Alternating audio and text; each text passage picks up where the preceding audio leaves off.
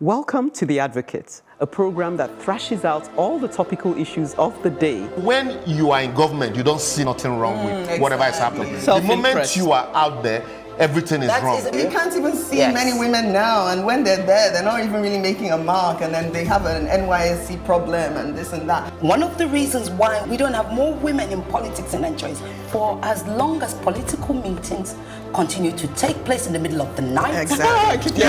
Really disastrous for a president to even say be unaware of the chief It's justice. a ploy. It could be a strategy. That strategy was Backfired. terrible strategy. Because the buck stops at your table. Whether it's that we don't look after our cities, and quite frankly, Nigeria is becoming a very ugly place.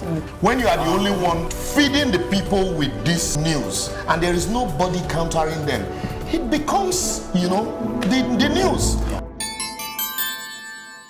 There's never a dull moment on The Advocate, and this week we're brimming with seasoned topics to stir you up. I'll be throwing the first punch by challenging. Being a realist is overrated, isn't it? How about some visionary optimism, please? Chuka is bringing us back to earth by stating plainly that our leaders and perhaps their followers are suffering from delusions of grandeur. Ireti is appealing. What can be done to ensure that we don't lose any more of our children to the abroad? Or has the horse already bolted? Libras queries the absurdity of a people who continually profess that it is well when it is anything but. Finally, Uche launches a practical crusade by setting out ways we can hold our politicians accountable. Nigeria, we hail thee. Back in a moment. You're watching The Advocate on PlusTVAfrica. Realists, how far now? Reflecting on the news of the recent macabre mosque massacre, I'm convinced that what the world needs now more than ever is not realists, but visionaries, hope igniters. One definition of a realist is a person who uses facts and past events rather than hopeful feelings and wishes to predict the future. I'm tired of hearing people say with more than a touch of arrogance, "But surely you can't be so naive." I was accused of this because I dared to vote for a presidential candidate outside the two dominant parties during the recent elections, and not according to them to vote strategically and realistically. How far now? Using the above definition of realism, I ask, what makes their worldview so superior or progressive? Rather than address the issues being discussed on their merit, they resort to name-calling, naive, ignorant. That tells me something. One, that they're miserable and frustrated in their worldview and desire company. Two, they're sorely challenged by someone who appears so unsolid and unaffected by the world that they dare to hope. Realists, I beg, live and let live. Wisdom is justified of her children. After all, if your realism is capable of charting a course for the future, we will be witnesses of the same. However, I assure you that discoverers of unknown and uncharted territories such as Vasco da Gama, Mahatma Gandhi, Nelson Mandela, the list goes on, did not arrive at their destinations on the ship of realism alone, but on optimism and hope. So, if I choose optimism and a visionary outlook over realism any day, apparently I'm in good company. Yeah, well, I could ask you how far now? At least our strategic voting got us a guy that can even go to court and even say, look, maybe he has a chance, or that he won the election. How far now? No, the point being that you mustn't deny other people their right to express to vote according to their conscience, because it was almost like belittling anyone who didn't follow your strategy. I think there's enough oxygen for everyone. I think what you're trying to say is that, I agree you're wise, but I want to be fooled. Allow me to. Leave me. No, not quite. Not quite. You need to respect my own strategy. That's what I'm saying. In a particular That's what I'm way. saying. You say, I know you are wise, but I want to be foolish. Yes. So leave me in my foolishness. And then the person says, no, don't be foolish. You can't be mine is even, why do you think yours? Why do you think your own is wisdom? That's even the question to ask. The funny thing is why is your own wisdom? Who crowned you Solomon? Universal basic truths. Really? After the election, now, you will see how Ekene's position now looks like, you see, you were the fool. Because now, where is Morgan? Where is, let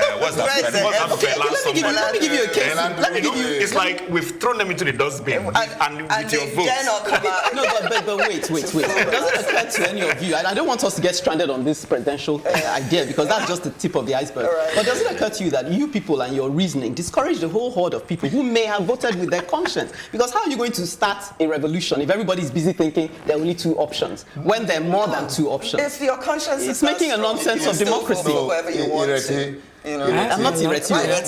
Sorry. What's going on here? I wasn't sure myself. The issue is this. I agree with you. Just let's leave this presidential one. Let's talk No, about It's a good the- example now. I agree with you. I know, but to let's not some get stranded extent. here. That's why I used the example of, I know you are wise. I want to be fool. Is the word fool There are making me some- suspicious of your agreement? Yeah. No, there are some basic universal truths. You say, okay, they say, look, don't drive against the traffic. You say, why can't I drive against the traffic? Okay, leave me. I want to drive against the traffic. There you go. And then you say, if I don't do that, how do we now know that you can challenge? There are some basic things that already are universal. How are we going to forge Then there are a new some path? that's why in forging new paths, yes, I agree.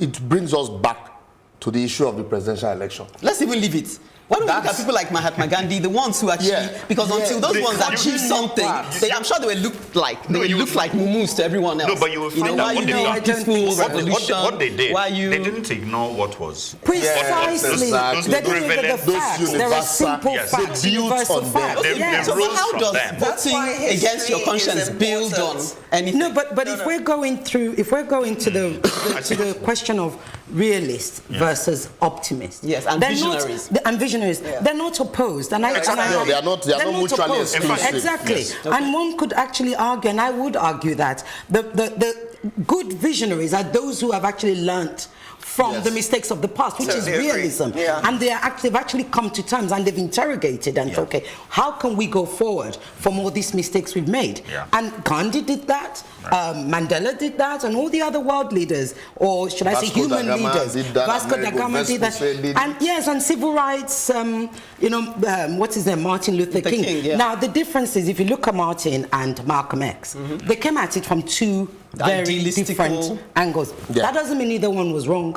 They were speaking to two very different groups of people. Correct. Yeah. So I think No, everybody's I guess right. what I'm trying to take a stand for is that people shouldn't look at people who are visionaries because, like you say, they're not mutually exclusive. So each person has a part to play. But let the realists not think it's their. I think what you don't like is the word naivety.